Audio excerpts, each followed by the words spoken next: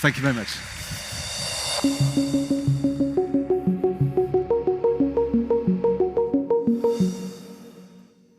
So, good morning, everyone. I'm glad that at least a few of you made it to this early after-party talk. I know the title sounds a little bit out of context for this conference.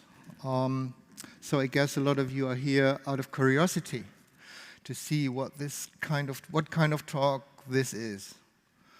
Be warned, I'm going to ruthlessly exploit your curiosity for some political propaganda.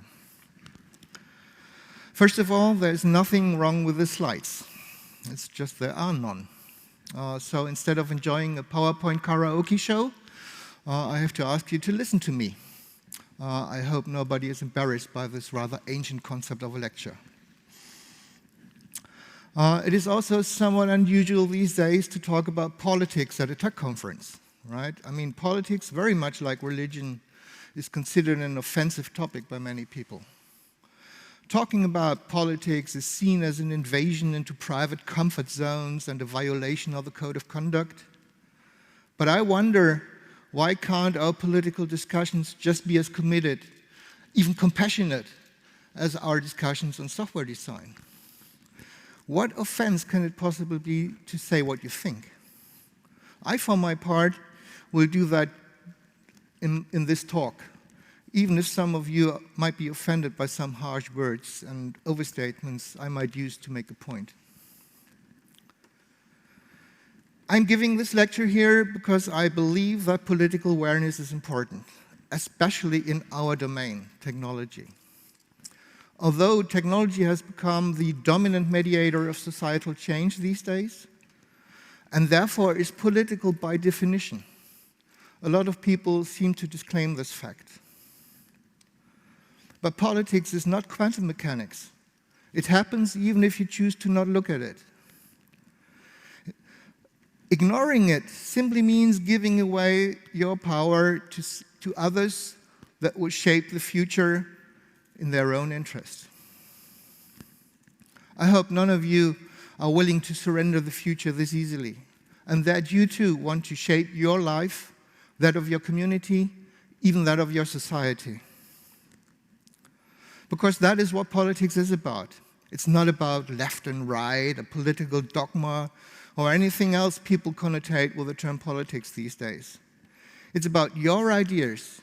It's about your answers and the action arising from it to the questions of power, property, privacy, and public interest, in real life as well as in cyberspace. For me, these questions were the primary reasons to become a hacker some 40 years ago and to join the Chaos Computer Club a few years later. As you probably know, the Chaos Computer Club, or short CCC, is one of the largest and oldest hackers communities on planet Earth. It was founded in 1981 by people who had been politically active in various places before. It was not by chance that the first meeting took place in the newsroom of a small leftist newspaper here in Berlin, sitting around a table that formerly belonged to the K1, a political commune formed during the student revolt in Berlin in 1967. It was precisely this political approach that distinguished the CCC from all the countless other computer clubs that existed in Germany at that time. To be politically active means to actively engage in the development of a society. So it is always based on hope, idealism, and a vision for the future. In the mid-80s, we in the CCC had the vision that instead of an information society, we could create and shape an informed society with the help of networks and computers. A freer society in which informational self-determination, decentralization, freedom of speech, and freedom of information are no longer the marginalized demands of some crazy geeks, but a lived reality. This kind of hope for what we believe is a better future has been guiding the CCC ever since. But just because something has the potential to become reality, it does not mean that there is a historical necessity for it to actually realize in the future, or at least not exactly the way you imagine it. When we declared the computer and the emerging networks to be the new medium for global communication in the early 80s, we did not foresee that all this would lead to something like Facebook, Google, and Amazon. Our mistake. Yes, the computer can be an instrument of free communication and access to information, but the society does not necessarily change that way, and for sure not on its own. And we also made the mistake to underestimate the powerful forces of the capitalist system to appropriate our technology for their purpose. As a die-hard, old-school hacker veteran, I have a hard time accepting that the unspoken CCC dogma, information sets you free, will probably not survive a reality check because surveillance capitalism profitably uses the antithesis as its business model. Even though liberated information, commonly referred to as leaks, has given us all a deeper insight into the global political and economic systems in recent years, it seems to me that the development of our society hasn't changed much track the way I would like to see it. Maybe this sounds a bit frustrated, but I have not resigned yet. Some years ago, on one of the hacker conferences of the CCC, which is actually attended by tens of thousands of hackers from all around the globe, there was a much debated talk called "We Lost the War," a rather bleak report on how we failed big time in our fight for a better future. I don't think we lost the war, but we lost a lot of battles, even if we did win some. But the fight for a better future is not over yet. But there are new battlefields now. New arenas suddenly appear whenever a disruptive technology emerges out of the blue. These places are peaceful and creative environments in the beginning, as long as relatively few like-minded people are involved or exposed to the technology. This grace period will end for sure the day when another, more established actors in society appropriate and later advance the technology for their own purposes. That is the day when the next battle begins. After the personal computer and the internet, blockchain technology is one of these new arenas. So it could be helpful for you to learn from the mistakes we as hackers made in the past, and I've already mentioned a few until now. Because your grace period is long over, and the war in your arena is already waging, just in case you haven't noticed it yet. Our biggest mistake as hackers was the belief that technology will change the world by itself, that it is sufficient to create a liberating technology, and that the liberation and the self-determination of the people will follow suit as a necessary consequence out of the mere existence of the technology itself. But unfortunately, that is not the case. Never. It is not technology itself that changes societies. It is the intentional use and the self-interest of societal actors that does. If you just create technology for your own sake, for its own sake, you have lost already. More powerful actors will take over and utilize your technology the way they see fit. So while we as hackers enjoyed ourselves believing that computers and networks are such technologies of liberation, they actually became tools of slavery in the hands of our adversaries. Big data assets and machine learning algorithms under the auspices of the capitalist system degrades us as humans to a commodity. Facebook is not a communication platform. Google is not a search engine. And Amazon is not a marketplace.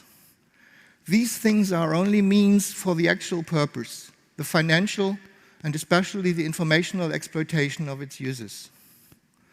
The resulting digitized human selves are sold unrestrained to anyone who pays for them.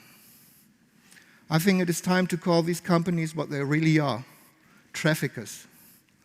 Our ideas of freedom and enlightenment through computers and networks have been perverted by reality.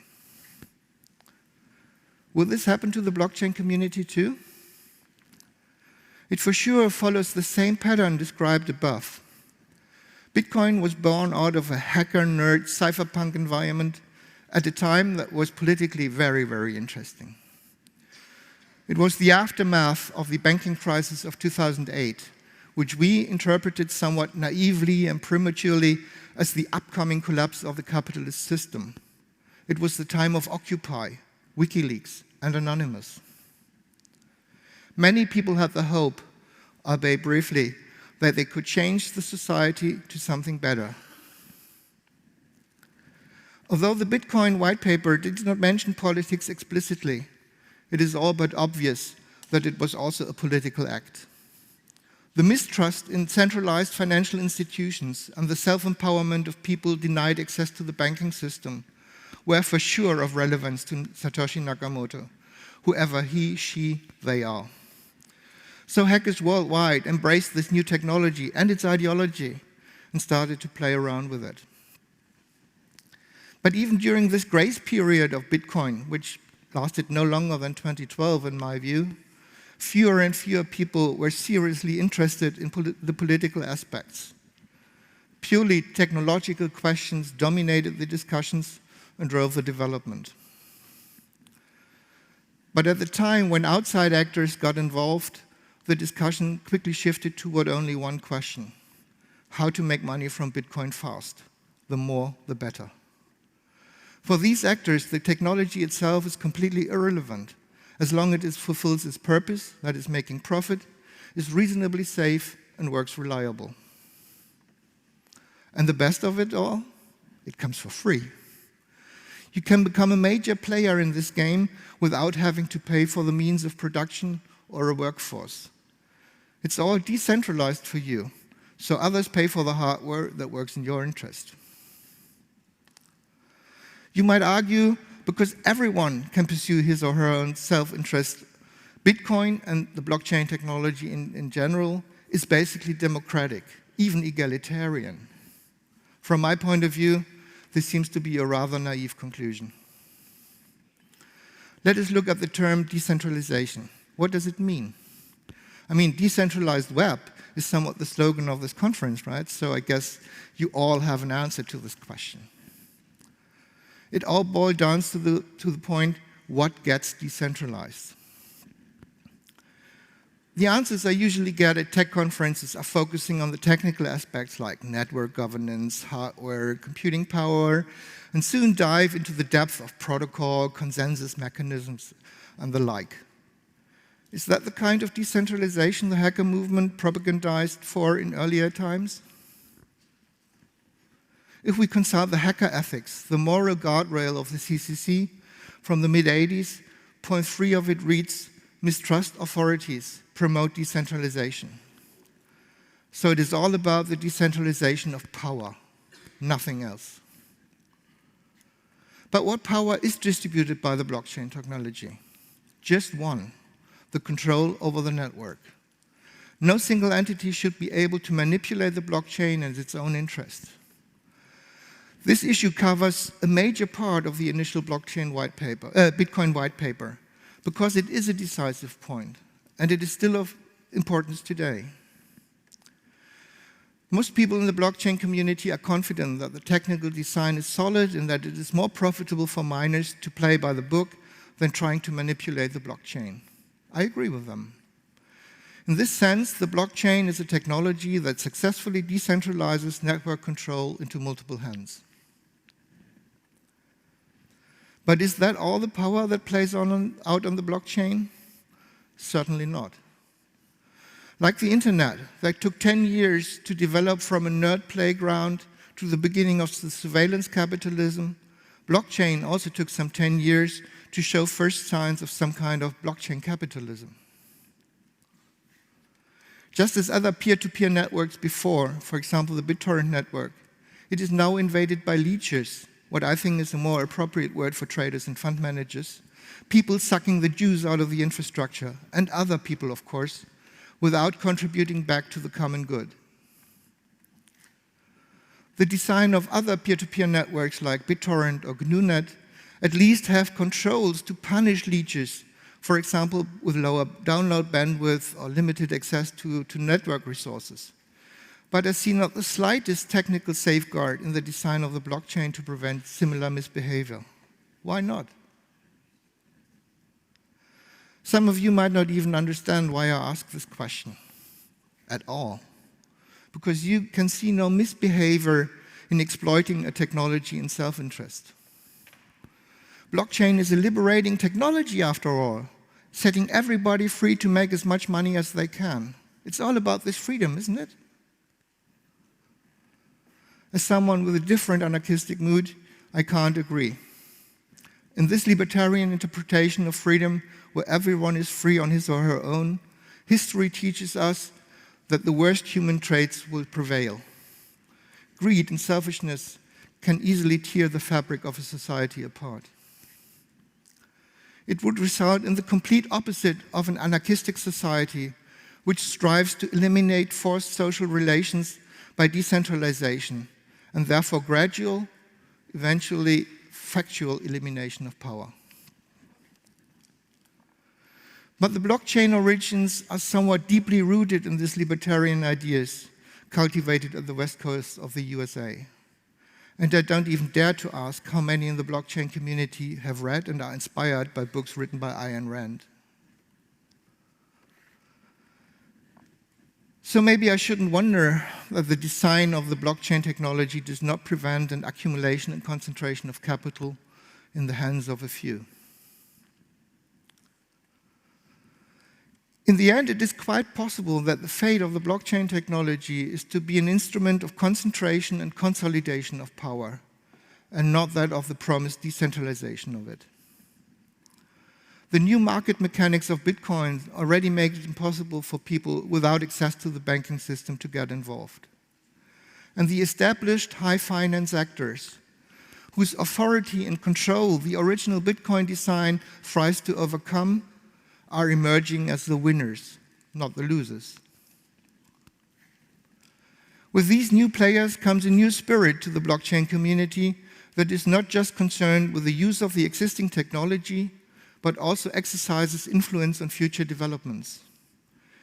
These new actors have the means and the will to tailor the technology to their particular needs and beliefs. For me, the most striking evidence for such an ideological shift happens in the distributed consensus protocol discussions. An obvious place, because that is where the rules of network governance play out, a power play, so to speak. I understand that the proof-of-work approach has its disadvantages the way it is implemented. I mean, it is wasting precious energy with all the environmental consequences we see today, while doing nothing really useful.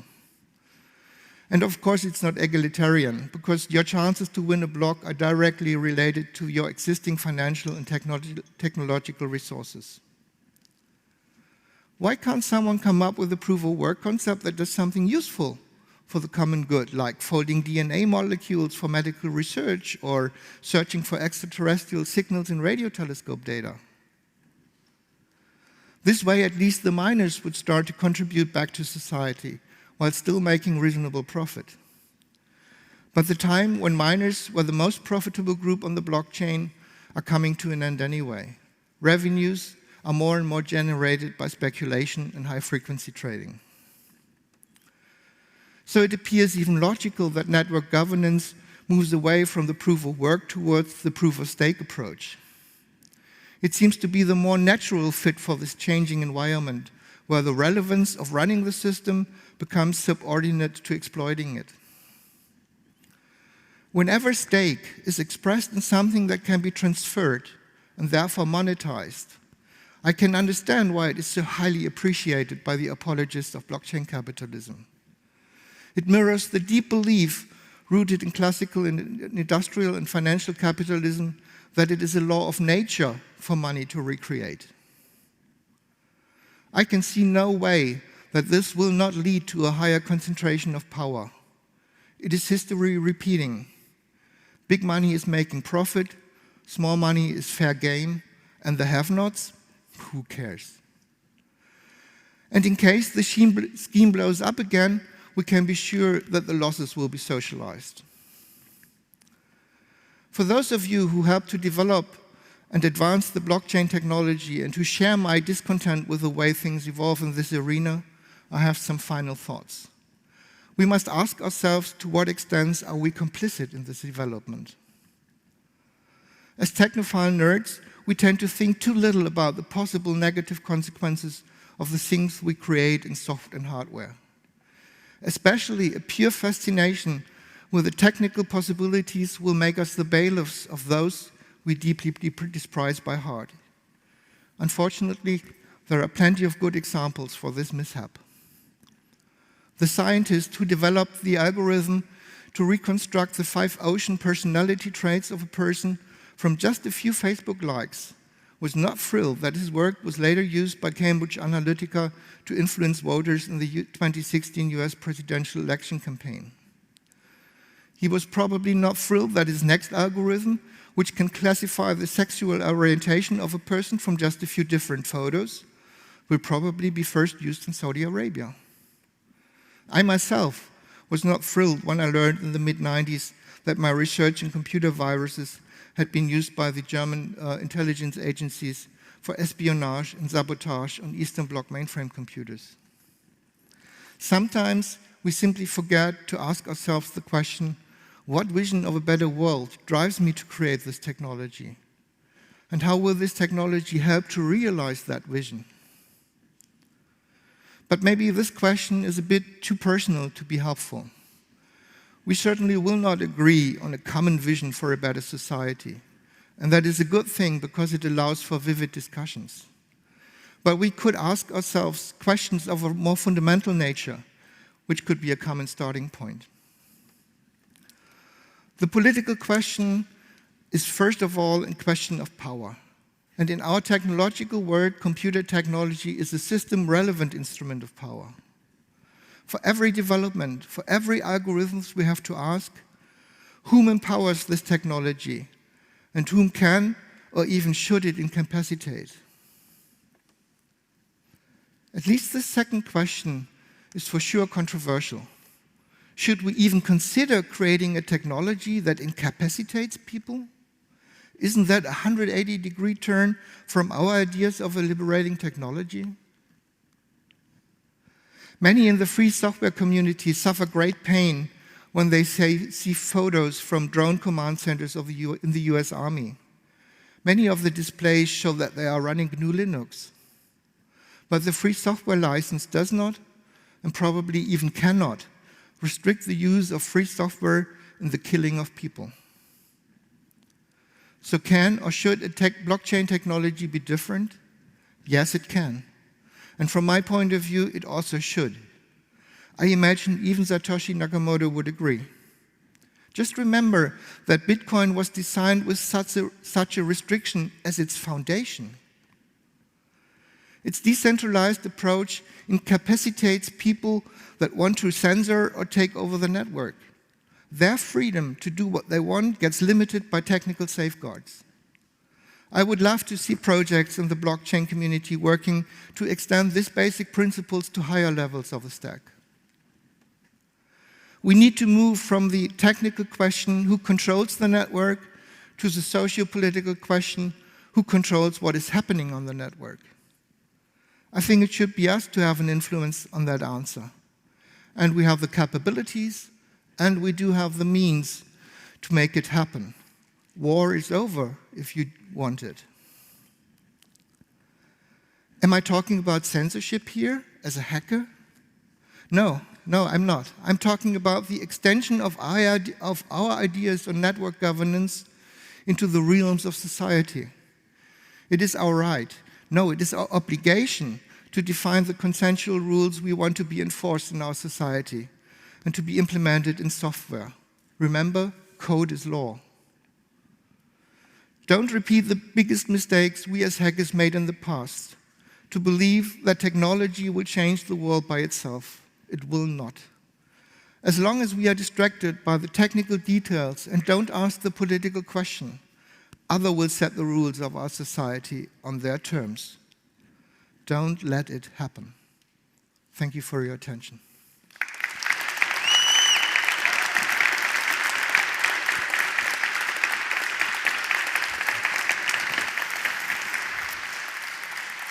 Bernd, thank you very much. That was a very sobering lecture, and I hope I embarrassed nobody too much. A little bit is fine, but too much would be bad. No, but it's, I feel it very well brought together many of the topics and themes that other speakers have touched on, and it's yeah, good that we're reminded of this important aspect of what we're doing. So I really hope that many of you can draw from what Bernd has said. Now, we've got time for a question now from the audience. So if this speaker box, no, the mic box, come down here. Used one of these before. All right. What would you say to people here that they can do about this? What tactics, what strategies should we employ building these things? I mean, I'm for sure not here to tell you what to do. I mean, I'm too much of an anarchist to even consider doing that. But I think I can compare what is happening here on this conference with conferences we have at the CCC for a long time. I mean, it's the 35th iteration of the CCC, the Chaos Communication Congress this year. So for 35 years we are doing this Congress. And during all these years, there have not been a single incident where we allowed people which we consider our adversaries. I mean, this is a very vague term, but I guess you know what I'm pointing to give a speech at the conference or to have a booth and present themselves. It's very different from the US, where at a hacker conference you see DEF CON or Black Hat, where the NSA and the CIA and the Army and all that strange guys are having a booth and can give talks and stuff. So it's somewhat a sanitization of our own environment. I mean, if you're a vegan, if you're a group of vegan people, no one will expect you to invite beef eaters, right? And especially not to have them giving a talk about how good it is to eat beef, right? I mean, you stick to your community. So don't misunderstand me. It's not a critique on anyone here personally, but the first talk or the first panel I went here on Monday, it was a panel where they were actually discussing how to create financial products like derivatives with cryptocurrencies and stuff like that. I mean, what the fuck is that? Right? I mean, it would be completely impossible. It would be completely impossible in a setting like the CCC, right? I mean, why should we do the same mistakes over and over again? It's history repeating, and we are obviously learning nothing. And this is my call to action to you all who see it in the same way. We have to really define what we want. We have to set out the rules for a society what we want to live in. And that is not inclusive. It can't be. Because it is inclusive if everyone can come and everyone has an equal right to say how technology should look like. That's not the way it should work, from my point of view. We have to define what we want. And we have to enforce it in software. Code is law. Thank you very much. Please, one more time for Bernd Fix.